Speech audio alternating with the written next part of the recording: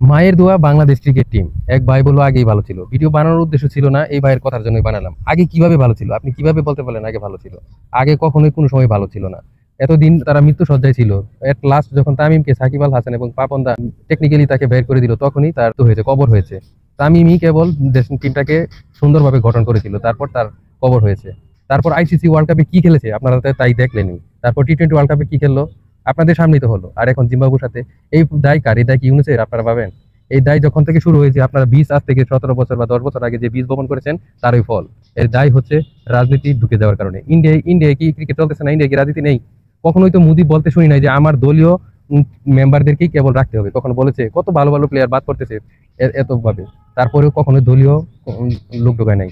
ইংল্যান্ডেও নেই, অস্ট্রেলিয়াও নেই, শুধু আমাদের বাংলাদেশেই আছে। এই দায় হচ্ছে আমাদেরই। 2007 সাল থেকে বাংলাদেশ টিমের উৎপত্তি হয়েছিল, আপনার মনে আছে? যখন ওয়ার্ল্ড কাপে ওই সময় ইন্ডিয়াকে হারাইছিল, সেই খেলাটা আমার কাছে আছে, আমি এটা পোস্ট করবো, অবশ্যই ভিডিওটি শেয়ার করে দিবেন যাতে সবাই বুঝতে পারে আমার কথাগুলো।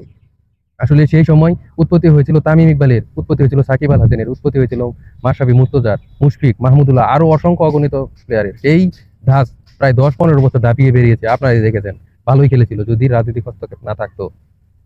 আশা করি আমার কথা বুঝতে পেরেছেন। শাহরিয়ার নাফিসকে তো আপনার মনে আছে, সেই সময় কয়জনের সেঞ্চুরি ছিল? তারপরে তার 3-4টা সেঞ্চুরি ছিল, তারপরে তাকে রাজনীতির কারণে ঝরে পড়তে হয়েছে। অগণিত এরকম ক্রিকেটার ঝরেছে। আপনি কার কথা বলবেন?